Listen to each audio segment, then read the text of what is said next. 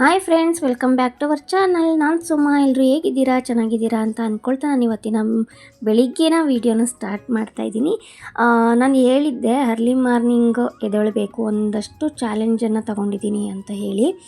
ಹಂಗೇ ನಾನು ಬೆಳಿಗ್ಗೆನೇ ಬೇಗನೆ ಎದ್ಬಿಟ್ಟು ಬಿಸಿನೀರೆಲ್ಲನೂ ಕುಡಿಬೇಕಿತ್ತು. ಅದನ್ನು ಬಿಸಿ ಎಲ್ಲ ಮಾಡೋದಕ್ಕೆ ಹೇಳ್ಬಿಟ್ಟು ಅಮ್ಮನಿಗೆ ಫಸ್ಟು ಬಂದು ನಾನು ಬಾಗಿಲಿಗೆ ನೀರು ಹಾಕ್ಬಿಟ್ಟು ಬಂದೆ.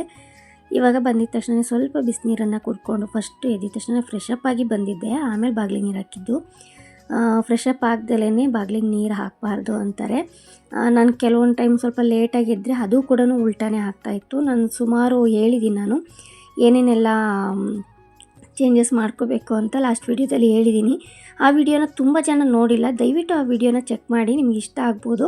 ನನ್ನ ಜೊತೆ ಯಾರಾದರೂ ಚಾಲೆಂಜನ್ನು ತಗೊಳ್ಳೋದಾದರೆ ಆ ವಿಷಯದ ಬಗ್ಗೆ ಏನಾದರೂ ನನಗೇನು ಚೇಂಜಸ್ ಆಗುತ್ತೆ ಅದೇ ಥರನೇ ನಿಮಗೂ ಚೇಂಜಸ್ ಆಗ್ಬೋದು, ಅಥವಾ ನನಗೆ ಆಗದೇ ಇರೋ ಚೇಂಜಸ್ಸು ನಿಮಗೆ ಕಾಣಿಸ್ಬೋದು ಅಂತ ಅಂದ್ಕೊಂಡಿದ್ದೀನಿ. ಯಾಕಂದರೆ ಹೆಲ್ದಿಯಾಗಿ ನಾನು ಚಾಲೆಂಜಸ್ನ ತೊಗೊಂಡಿದ್ದೀನಿ. ಹಾಗಾಗಿ ಇವಾಗ ಬೇಗನೆ ಎಕ್ಸಸೈಸ್ ಮುಗಿಸ್ದೆ. ಅದು ಒಂದು ಚಾಲೆಂಜಾಗಿ ಹೇಳಿದ್ದೆ ನಾನು. ಹಾಗಾಗಿ ಅದನ್ನು ಕೂಡ ಮಾಡಿಕೊಂಡೆ. ಏನು ಅಂದ್ಕೊಂಡಿದ್ದೀನಿ ಅಂದರೆ, ನಾನು ಅಕಸ್ಮಾತ್ ಬೆಳಿಗ್ಗೆ ಏನಾದರೂ ನಾನು ಎಕ್ಸಸೈಸ್ ಮಾಡೋಕ್ಕಾಗಿಲ್ಲ ಅಂತಂದ್ರೂ ಈವ್ನಿಂಗ್ ಆದ್ರೂ ನಾನು ಮಾಡಲೇಬೇಕು ಅಂತ. ಬಟ್ ಡೈಲಿನೂ ಮಿಸ್ ಮಾಡಲೇಬಾರ್ದು ಆ 4 ಪಾಯಿಂಟನ್ನು ಅಂತ ಅಂದ್ಕೊಂಡಿದ್ದೀನಿ. ಹಾಗಾಗಿ ಹೇಳ್ತಾ ಇದ್ದೀನಿ. ಮತ್ತು ವೀಡಿಯೋಸು ಅಷ್ಟೇ, ಡೈಲಿ ವೀಡಿಯೋಸ್ ಹಾಕ್ತೀನಿ, ಅಪ್ಲೋಡ್ ಮಾಡ್ತೀನಿ ಅಂತ ಹೇಳಿದ್ದೀನಿ. ಅದರಲ್ಲೂ ಅಷ್ಟೇ, ಡೈಲಿ ಲಾಂಗ್ ವೀಡಿಯೋ ಹಾಕೋಕ್ಕಾಗಿಲ್ಲ ಅಂತಂದ್ರೂ ಶಾರ್ಟ್ ವೀಡಿಯೋ ಒಂದಾದ್ರೂ ಅದರಲ್ಲಿ ಇರಬೇಕು ಅಂತ ಡಿಸೈಡ್ ಮಾಡಿಬಿಟ್ಟಿದ್ದೀನಿ.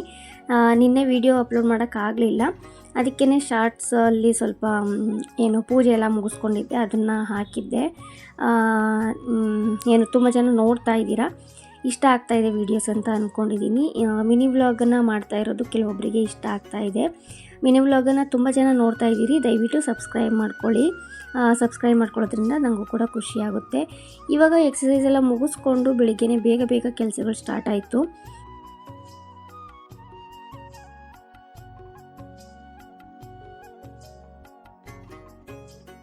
ಇವಾಗ ಬಂದು ನನ್ನ ಮಗಳದ್ದು ಯೂನಿಫಾರ್ಮ್ದು ಜೋಬು ಏನು ಹೊಲಿಗೆ ಬಿಚ್ಚೋಗಿತ್ತು. ಹಂಗಾಗಿಬಿಟ್ಟು ಅದನ್ನು ಕೂಡ ಸ್ಟಿಚ್ ಮಾಡಿ ಕೊಡ್ತಾಯಿದ್ದೀನಿ.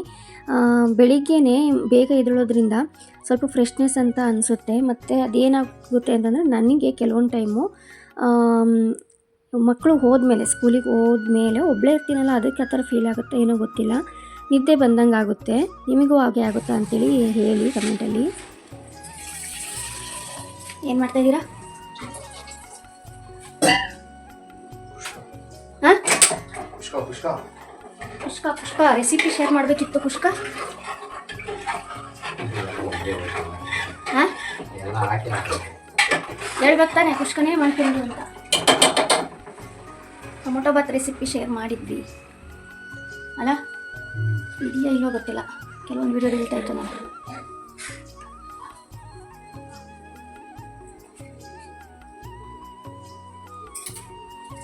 ಮಸಾಲೆ ಏನೇನು ಹಾಕಿದ್ರೆ ಅದನ್ನಾದ್ರು ಹೇಳ್ರಿ ಹೋಗಿ. ಅದಕ್ಕೂ ಪಲಾವ್ ಪೌಡ್ರೇ ಹಾಕಿದ್ದಾರೆ. ಖುಷ್ಕಾಗ ಅದಕ್ಕೂ ಏನು ಚೇಂಜಸ್ ಇಲ್ಲ, ನಾವು ಹೆಸರು ಚೇಂಜ್ ಮಾಡ್ಕೋಬೇಕಷ್ಟೆ ಅಲ್ಲ. ಕರೆಕ್ಟ್. ತಿನ್ನಕ್ಕೆ ಟೇಸ್ಟ್ ಚೆನ್ನಾಗಿರ್ಬೇಕು. ಮಾಲ್ಟ ಮಾಡಿಲ್ಲ ರೀ, ಮಾಡಲ ಈಗ ಟೈಮ್ ಇದೆಯಲ್ಲ.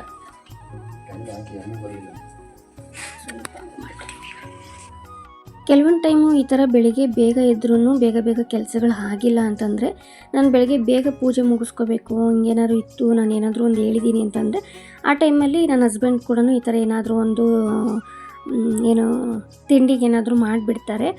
ಮುಂಚೆ ಎಲ್ಲನೂ ನನ್ನ ಮಕ್ಕಳಿಗೆ ನನ್ನ ಹಸ್ಬೆಂಡ್ ಮಾಡೋದು ಬಿರಿಯಾನಿ ಥರ ಮಾಡೋರು. ಟೊಮೊಟೊ ಬಾತ್ ಆಗಲಿ, ಪಲಾವ್ ಆಗಲಿ ಎಲ್ಲ ಸಖತ್ ಟೇಸ್ಟಿಯಾಗಿರ್ತಾಯಿತ್ತು.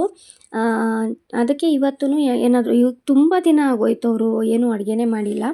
ನಾನು ಲಾಸ್ಟೆಲ್ಲ ತುಂಬ ವೀಡಿಯೋಗಳಲ್ಲಿ ನಾನು ಏನೇನೋ ರೆಸಿಪಿಗಳನ್ನ ಮಾಡೋದೆಲ್ಲ ಶೇರ್ ಮಾಡ್ಕೋತಾ ಇದ್ದೆ.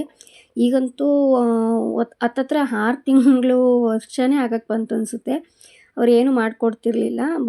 ಬಂದು ನೈಟು ಮಾಡೋದಾದರೆ ಮಾತ್ರ ಏನೋ ಕೆಲವೊಂದೊಂದು ಟೈಮ್ ಏನೋ ಒಂದು ಮಾಡ್ತಿದ್ರು. ಅದು ನಾನೇನಾದರೂ ತಲೆನೋವು, ಹೊಟ್ಟೆನೋವು ಈ ಥರ ಏನಾದರೂ ಇತ್ತು ನನಗೆ ಅಂತಂದರೆ ಮಾತ್ರ.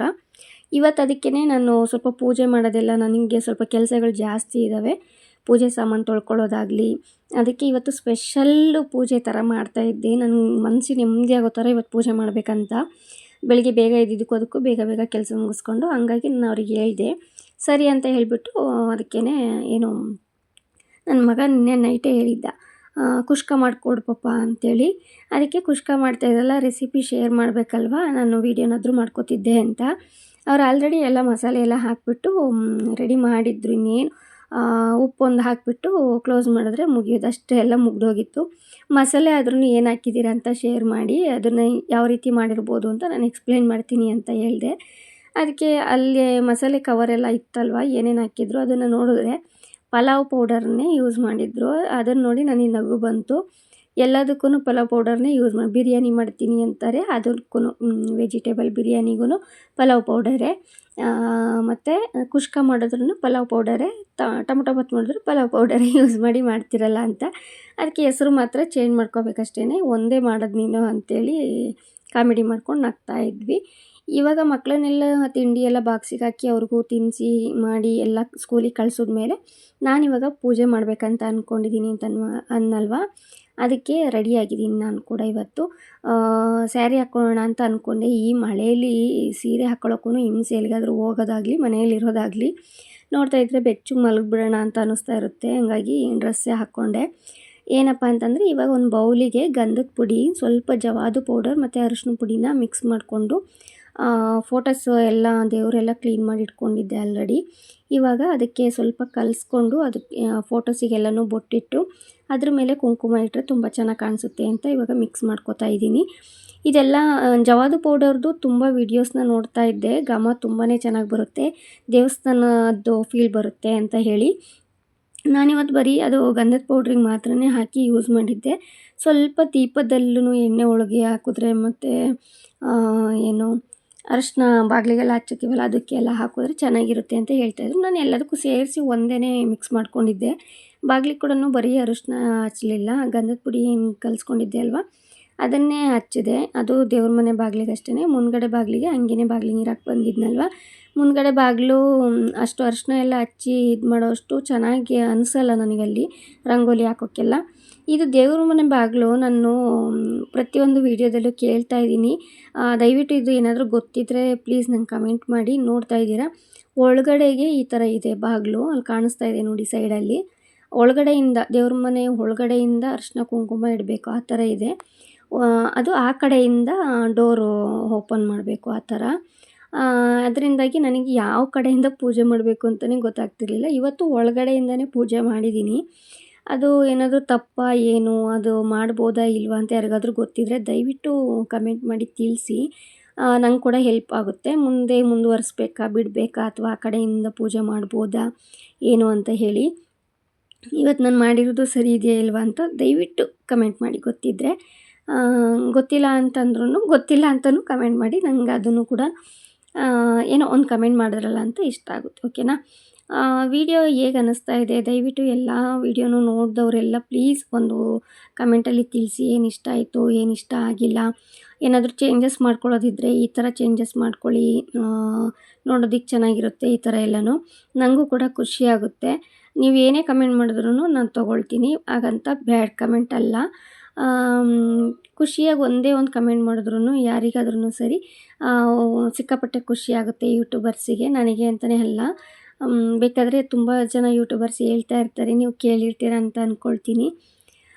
ಹಾಗೇ ಇವಾಗ ಏನು ಮಾಡಿದೆ ಅಂತಂದರೆ, ಬಾಗಿಲೆಲ್ಲ ನೀಟಾಗಿ ರೆಡಿ ಮಾಡಿಕೊಂಡು ದೇವ್ರ ಮುಂದೆ ಒಂದು ಚಿಕ್ಕದಾಗಿ ರಂಗೋಲಿ ಹಾಕ್ದೆ ಅಲ್ವಾ, ಆ ರಂಗೋಲಿ ಶುಕ್ರವಾರ ಎಲ್ಲ ಹಾಕಿದ್ರೆ ತುಂಬಾ ಶ್ರೇಷ್ಠ ಅಂತೆ. ನಾನು ಮಂಗಳವಾರ ಶುಕ್ರವಾರ ಇದೆಲ್ಲ ಪೂಜೆ ಮಾಡುವಾಗ ಜಾಸ್ತಿ ಅದೇ ರಂಗೋಲಿ ಹಾಕ್ಕೊಳ್ತೀನಿ.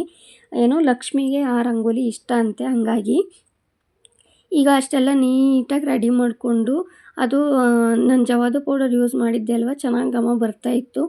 ಮತ್ತು ಕೊನೆಗೆ ಏನು ಧೂಪ ಹಚ್ಚಿದೆ, ಅದರಲ್ಲೂ ಕೂಡ ಸ್ವಲ್ಪ ಹಾಕಿದ್ದೆ. ಸ್ವಲ್ಪ ಅದ್ರ ಜೊತೆ ಪಚ್ಚ ಕರ್ಪೂರ ಬರುತ್ತಲ್ವ, ಅದನ್ನು ಹಾಕಿದ್ರೆ ಇನ್ನೂ ಚೆನ್ನಾಗಿ ಟೇಸ್ಟ್ ಅಲ್ಲ, ಘಮ ಬರೋದಕ್ಕೆ ಸ್ಟಾರ್ಟ್ ಆಗುತ್ತೆ, ಅದಿನ್ನೂ ಚೆನ್ನಾಗಿರುತ್ತೆ ಅಂತ ಅನಿಸುತ್ತೆ. ನಾನು ಅವತ್ತು ಜವಾದು ಪೌಡರ್ ತೊಗೊಂಬಂದಿದ್ದು ಏನು ಅದು ಯಾವ ಥರ ಶಾಪ್ ಅಂತ ಗೊತ್ತಿಲ್ಲ, ಅಲ್ಲೇ ಸಿಕ್ತು ಅಂತ ತೊಗೊಂಬಂದೆ. ಬಟ್ ಪಚ್ಚ ಕರ್ಪೂರ ಸಿಕ್ತಿತ್ತೋ ಇಲ್ಲೋ ಗೊತ್ತಿಲ್ಲ, ನನಗೆ ಅಷ್ಟು ನೆನಪು ಇರಲಿಲ್ಲ. ಇದು ನಾನು ಪೂಜೆ ಮಾಡ್ಕೊಳ್ಳೋ ದಿನ ಅವತ್ತು ನನ್ನ ಮಗನಿಗೆ ಹುಷಾರಿರಲಿಲ್ಲ, ಸ್ವಲ್ಪ ಜ್ವರ ಇತ್ತು, ಹಂಗಾಗಿ ಸ್ಕೂಲಿಗೆ ಕಳಿಸಿರಲಿಲ್ಲ. ಲಾಸ್ಟ್ ವಿಡಿಯೋದಲ್ಲೂ ನೋಡಿದ್ರಿ ನೀವು, ಅವ್ನ ಮನೇಲಿದ್ದ. 2 ಡೇಸ್ ಸ್ವಲ್ಪ ಜ್ವರ ಇದ್ದಿದ್ದರಿಂದ ಸ್ಕೂಲಿಗೆ ಕಳಿಸಿದ್ರೂ ಫೋನ್ ಬಂತು ಅಂದರೆ ಮತ್ತೆ ಹೋಗಿ ಕರ್ಕೊಂಬರ್ಬೇಕು ಅಂತ ಹೇಳಿ ಕಳಿಸ್ಲಿಲ್ಲ, ಮನೆಯಲ್ಲೇ ಇಟ್ಕೊಂಡಿದ್ದೆ. ಸ್ವಲ್ಪ ಕೆಮ್ಮು ಮತ್ತು ಜ್ವರ ಬಂದುಬಿಟ್ಟಿತ್ತು. ಸ್ಕೂಲಲ್ಲಿ ಏನೋ ಕರಾಟೆ ಮಾಡಿಸುವಾಗ ಸ್ವಲ್ಪ ಮಳೆ ಬಂದು ನೆಂದಿದ್ದೆ ಅಂತ ಹೇಳ್ತಾ ಇದ್ದ. ಹಂಗಾಗಿ ಜ್ವರ ಬಂದಿದೆ ಅಂತ ಹಾಸ್ಪಿಟಲ್ಗೇನು ಹೋಗಲಿಲ್ಲ, ಮನೆಯಲ್ಲೇ ಸ್ವಲ್ಪ ಟ್ಯಾಬ್ಲೆಟ್ ಇತ್ತು ಕೊಟ್ಟಿದ್ದೆ, ಕಡಿಮೆ ಆಯಿತು 2 ಡೇಸ್ಗೆ. ಮತ್ತು 3ನೇ ದಿನಕ್ಕೆ ಸ್ಕೂಲ್ಗೆ ಹೋದ್ರು, ಕಳಿಸ್ದೆ. ನನ್ನ ಮಗಳು ಒಬ್ಬಳೇ ಇವತ್ತು ಸ್ಕೂಲಿಗೆ ಹೋಗಿರೋದು. ಬಾಕ್ಸ್ ಎರಡನ್ನೂ ರೆಡಿ ಮಾಡಿದ್ದೆ ಕಳಿಸೋಣ ಅಂತ, ಮತ್ತೆ ಯಾಕೋ ಭಯ ಅಂತ ಅನ್ನಿಸ್ತು. ಆಮೇಲೆ ಸ್ಕೂಲಲ್ಲಿ ಏನಾದರೂ ಮತ್ತೆ ಬರೋದಕ್ಕೆ ಹೇಳಿದ್ರೆ ಕಷ್ಟ ಆಗುತ್ತೆ ಅಂತ ಹೇಳಿಬಿಟ್ಟು ನಾನು ಕಳಿಸ್ಲಿಲ್ಲ. ಇದಾಗಿತ್ತು ಇವತ್ತಿನ ವೀಡಿಯೋ. ಇಷ್ಟ ಆಗಿದರೆ ಲೈಕ್, ಶೇರ್, ಕಮೆಂಟ್, ಹಾಗೆಯೇ ಸಬ್ಸ್ಕ್ರೈಬ್ ಮಾಡ್ಕೊಳ್ಳಿ. ಸಿಗ್ತೀನಿ ನೆಕ್ಸ್ಟ್ ವೀಡಿಯೋದಲ್ಲಿ. ಟೇಕ್ ಕೇರ್, ಬಾಯ್ ಬಾಯ್.